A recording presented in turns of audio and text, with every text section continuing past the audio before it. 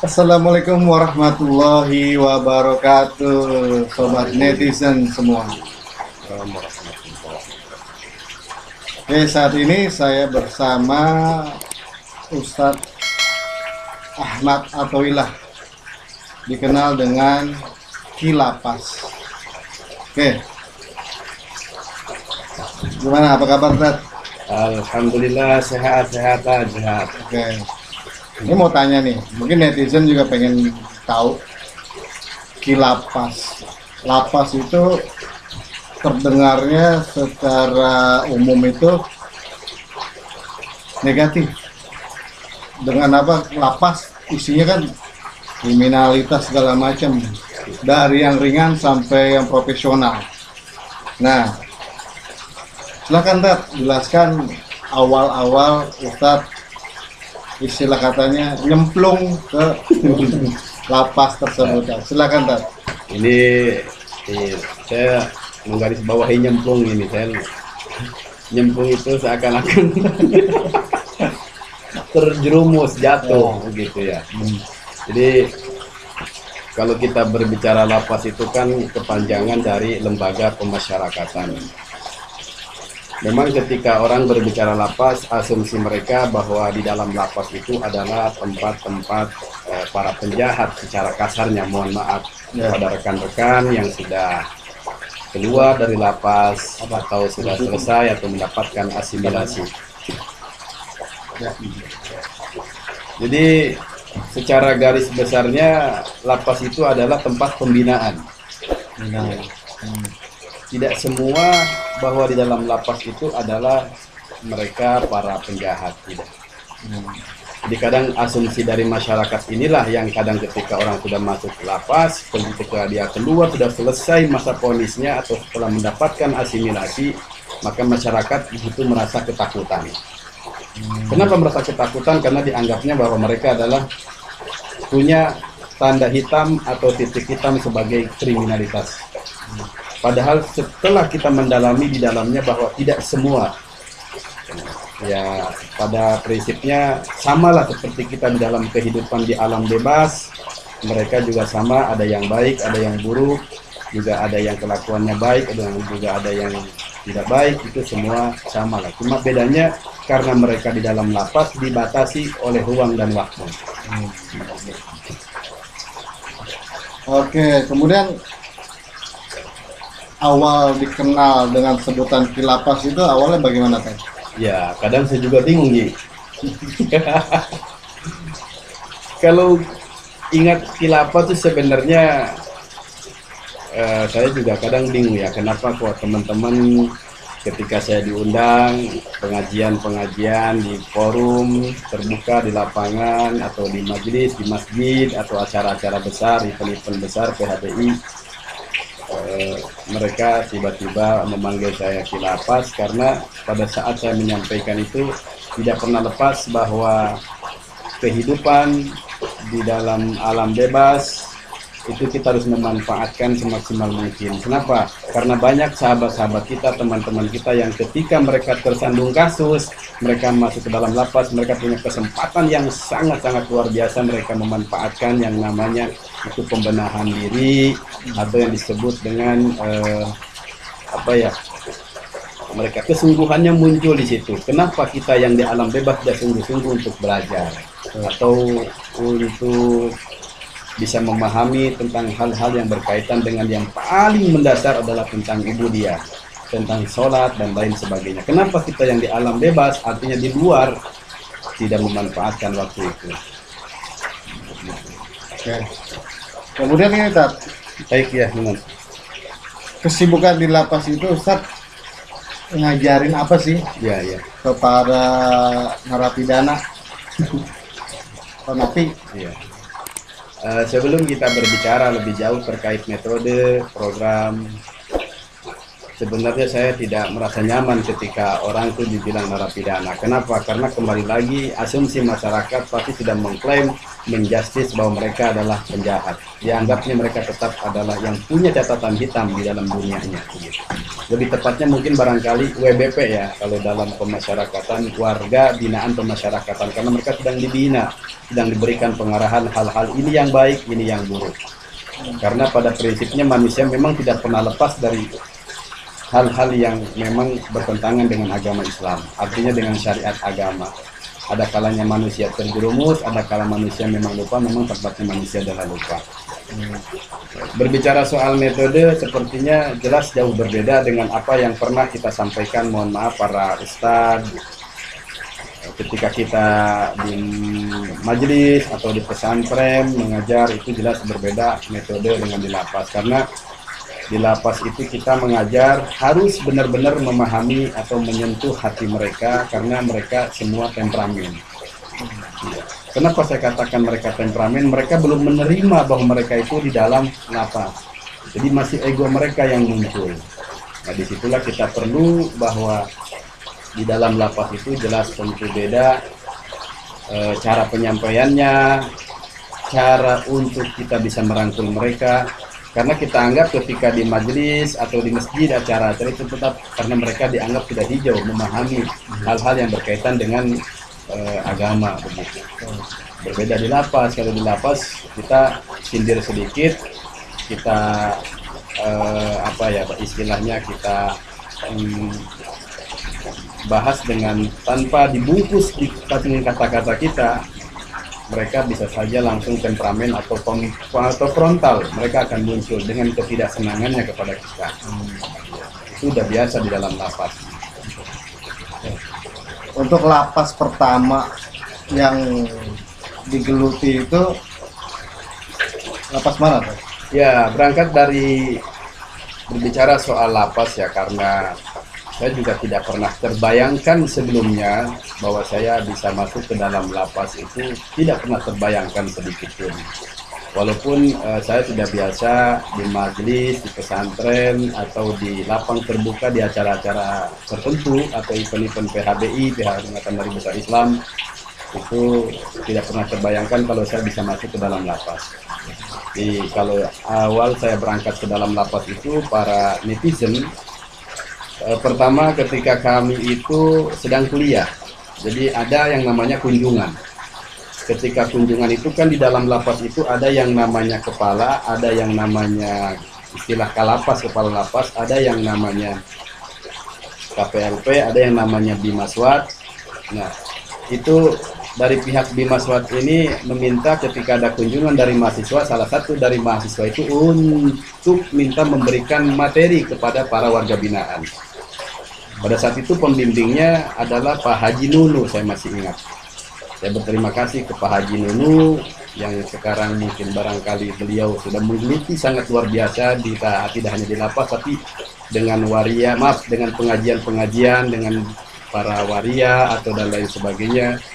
Mereka mengumpulkan, atau pedagang kaki lima, mereka punya pengajian juga, Pak Haji Nunu. Kami berterima kasih banyak atas bimbingannya. Nah, di situ saya ditunjuk sebagai pemberi materi.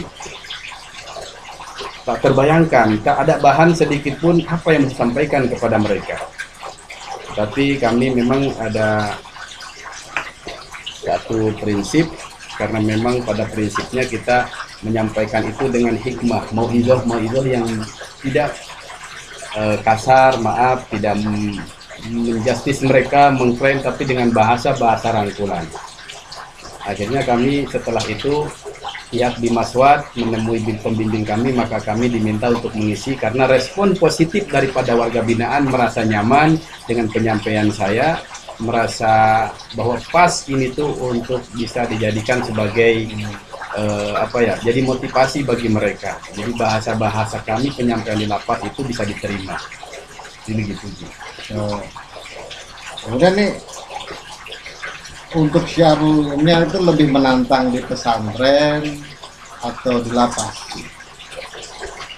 Kalau berbicara soal menantang, tentu setiap para pendakwah, para ustadz, tentu ada punya pengalaman masing-masing yang sangat berbeda. Jangankan di dalam lapas, mungkin barangkali di luar lapas pun juga ada yang pengalaman yang sangat luar biasa begitu ya. Kalau saya pribadi, saya lebih senang mengajar di dalam lapas. Kenapa? Karena ini suatu panggilan nurani kami, karena pada prinsipnya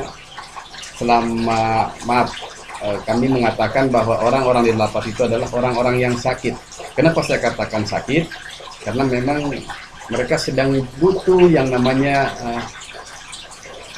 pencerahan. Jadi yang namanya sakit itu kita harus diberikan motivasi, harus dibesuk, dideketin, diberikan kabar gembira, diberikan semangat, support. Nah di situ. Jadi kalau kita berbicara soal menantang, jelas para sahabat netizen lebih kita menantang dalam lapas, karena yang sangat masyarakatnya sangat majemuk, berbeda karakter dan juga frontal, apalagi kebanyakan mereka kan yang basicnya juga bukan dari dari pengertian pemahaman agamanya masih kita bilang bilang belum begitu meluas lah ya.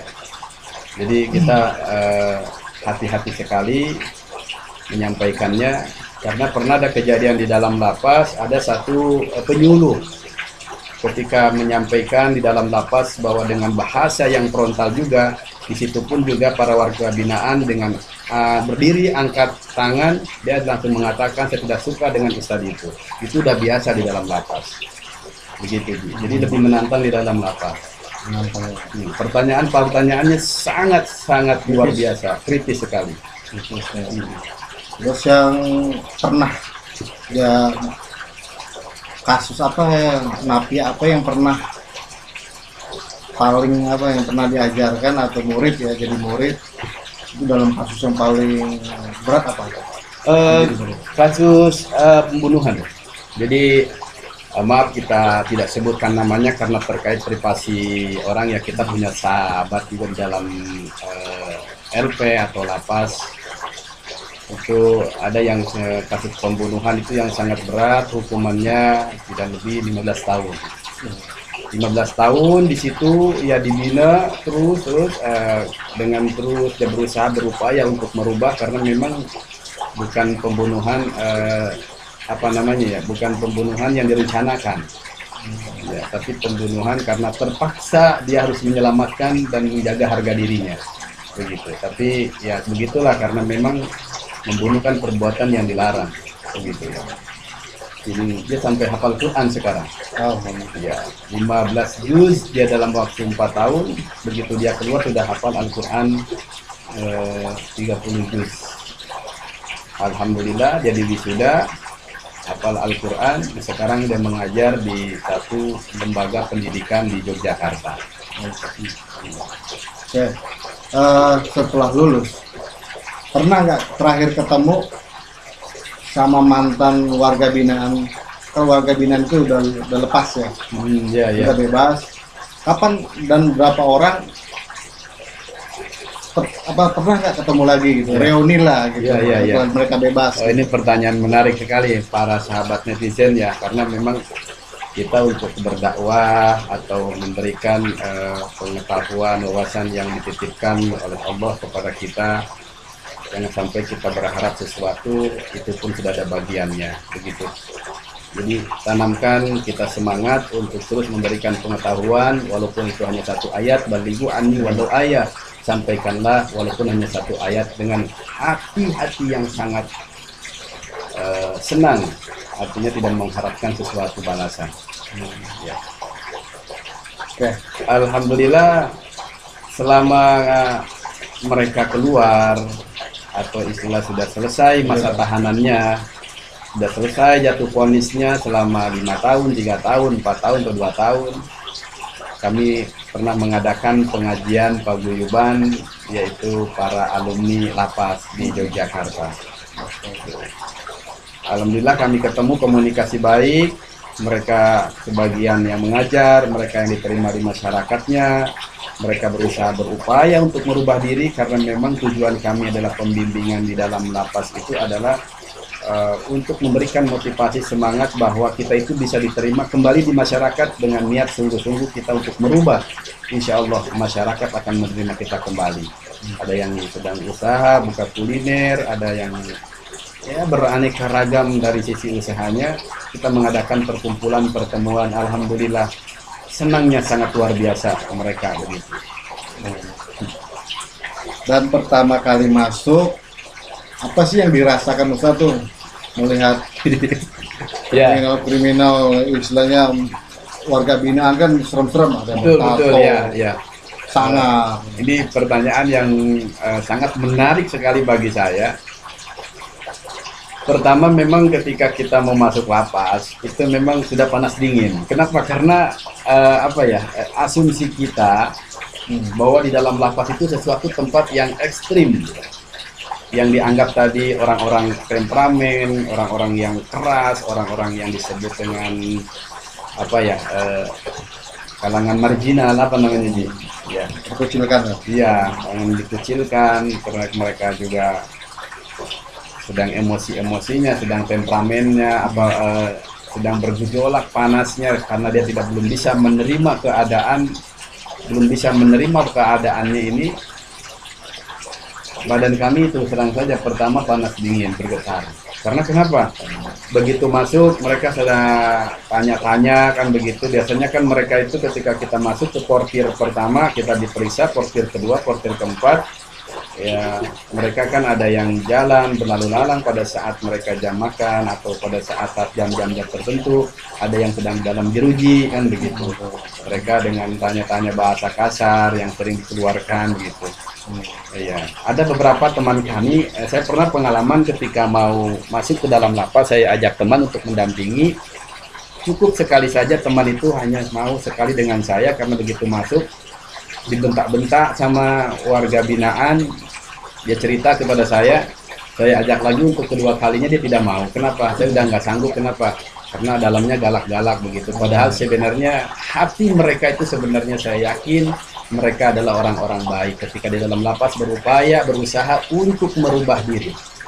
Begitu. Jadi jelas pasti berbeda. Karena kita udah beranggapan menjustis bahwa mereka dianggapnya para penjahat kan begitu. Tapi setelah mendalami ternyata ya mereka sudah bisa menerima kita, mereka sudah merespon positif kepada kita. Akhirnya kita bersahabat dengan mereka. Dalam arti bersahabat itu bukan berarti kita masuk terus ke dalam lapas, ke dalam pergaulan lingkungannya, tidak, karena kan dibatasi oleh lingkungan dan memang hanya kalangan tertentu yang bisa masuk ke dalam lapas. Artinya yang punya jadwal-jadwal tertentu dari Kanwil atau dari lapas tersebut begitu. Bisa nggak sebutkan sudah berapa lapas dan nama lapasnya di mana aja Kak? Ya? Kalau untuk berbicara soal kita memberikan penyuluhan atau memberikan materi itu terutama di wilayah Jogja, kita di Lapas Wirogunan, Yogyakarta itu saya berterima kasih juga kepada Kalapasnya Bapak Suherman yang sekarang beliau sudah pensiun, beliau sekarang tinggal di Jalan Pramuka Yogyakarta. Semoga Pak Suherman Kalapas Yogyakarta, Wirogunan Yogyakarta selalu sehat. Amin. Ya, beliau setelah dari Lapas Yogyakarta beliau dipindah ke Lapas Serang. Alhamdulillah saya masih ada komunikasi dengan beliau sampai saat ini. Jadi untuk sementara kita Lapas Yogyakarta yang lebih banyak waktunya pada saat itu. Kami baru diundang ke lapas-lapas lain. Jadi di lapas narkotik, lapas Cebongan, Sleman, lapas. Kesan yang paling berbekas tuh, hubungan antara Ustadz dengan para warga binaan, ada nggak kira-kira? Itu betul-betul menarik sekali ya, ini pertanyaan. Justru kami, saya merasakan bahwa mereka adalah sahabat saya, keluarga saya sendiri, karena kenyamanan mereka dengan kami dan kenyamanan saya dengan mereka. Jadi ketika mereka sudah kita anggap adalah saudara, bahkan saya sering menyampaikan bahwa yang hadir di sini adalah guru saya semua, yang saya anggap orang tua dan sekaligus guru dan penasehat saya. Itu yang sering saya sampaikan kepada warga binaan. dalam pengajian atau dalam mukadimah bahwa hadirin saudara teman-teman semua adalah orang tua dan guru saya dan penasehat saya. Jadi kedekatan itu terasa dari ucapan-ucapan yang muncul, maka mereka pun juga tidak pernah sungkan kepada saya untuk menanyakan hal-hal yang berkaitan dengan kehidupannya, berkaitan dengan hal-hal yang berkaitan dengan masalah hukum dan lain sebagainya. Karena setelah kami selesai dari pengajian atau selesai dari ketika selesai memberikan materi, kami membuka tanya jawab dan memberikan pencerahan tanya jawab kepada mereka untuk memberikan suasana yang lebih mereka itu hatinya menerima bahwa ini adalah ujian yang terbaik yang Allah berikan kepadanya.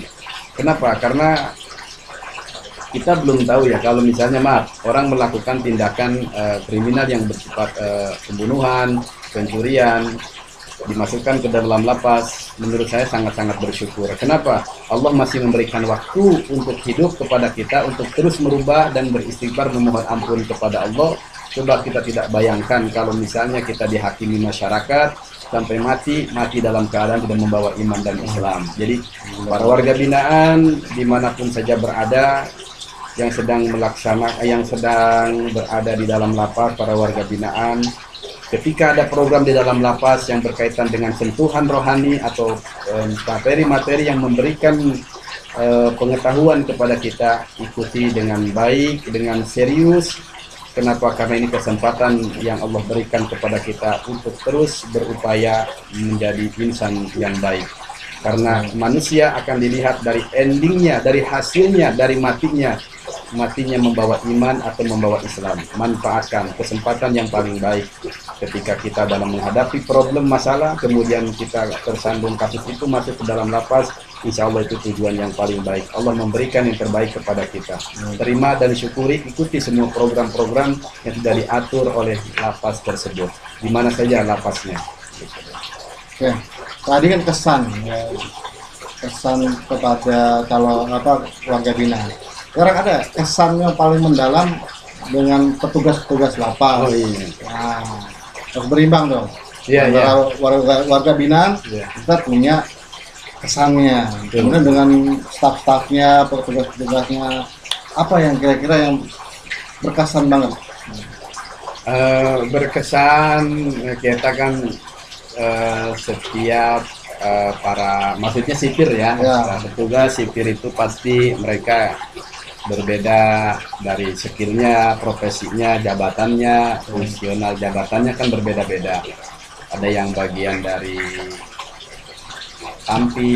portir A sampai pokoknya dari kalapas sampai ke bawah yang sudah kami pelajari bahwa pasti semua mempunyai keamanan tertentu. Tetapi pada prinsipnya ketika kita melakukan sesuatu yang berkaitan dengan bimbingan di masyarakat, maksudnya di pemasyarakatan di lapas, tentu kita ada sebuah kedekatan emosional dengan para petugas sipir, karena kalau tidak ada kedekatan emosional maka yang akan lahir munculnya adalah kecurigaan yang sangat-sangat luar biasa. Karena memang pada prinsipnya para petugas itu memang harus hati-hati ekstra karena kan untuk menjalankan tugas negara kan begitu, untuk menjaga keamanan. Keamanannya benar-benar terjaga. Tapi tadi kembali lagi bahwa kita tujuan baik karena kita memang sudah punya SK untuk pembinaan di dalam lapas, ya insya Allah pasti semua akan berjalan dengan baik. Tentu kami punya rekan-rekanan semua, dari mulai bawah sampai pimpinan kami dekat. Karena kenapa? Karena kami terus ada komunikasi dengan mereka terkait bimbingan ini. Begitu.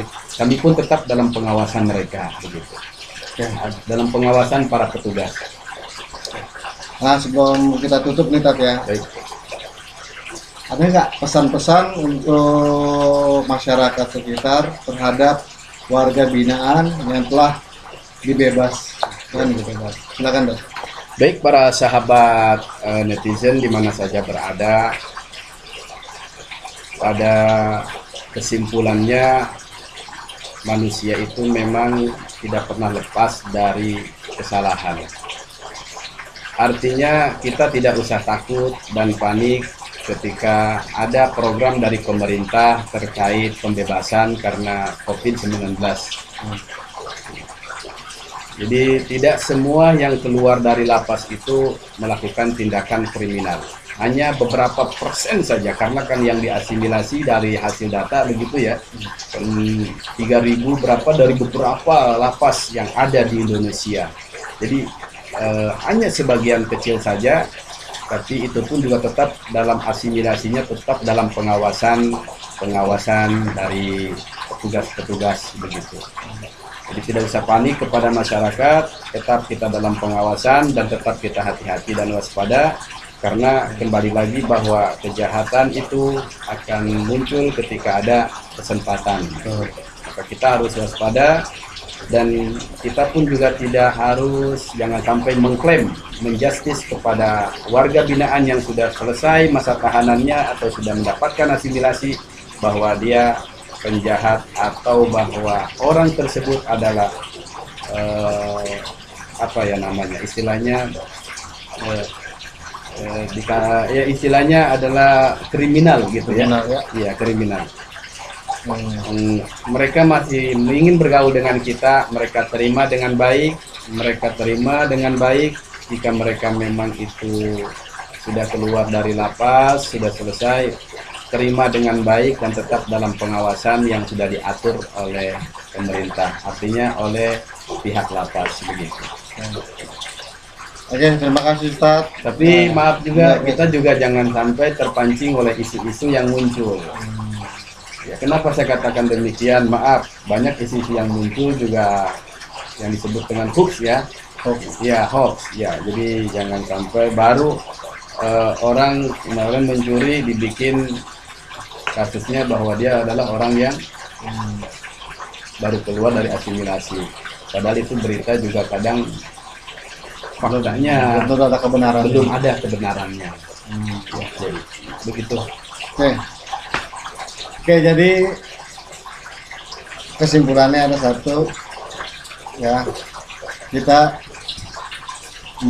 menerima sekaligus mewaspadai para mantan warga binaan tersebut. Ya, pada intinya kita tidak perlu berlebihan, ya, tidak perlu berlebihan untuk menyikapinya. Ya. Oke, kemudian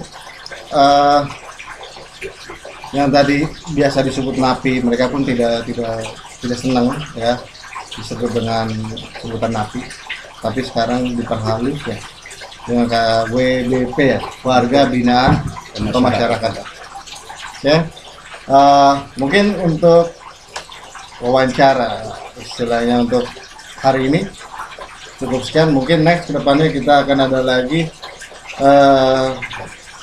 cerita-cerita dari Ustadz atau Kilapas ini dari awal sampai akhir. Ini belum semuanya, ini baru episode pertama. Insya Allah kita ketemu lagi di video selanjutnya. Terima kasih Ustadz. Baik, sama-sama. Ya. Mohon maaf bila ada satu kesalahan ya. Cukup dari saya.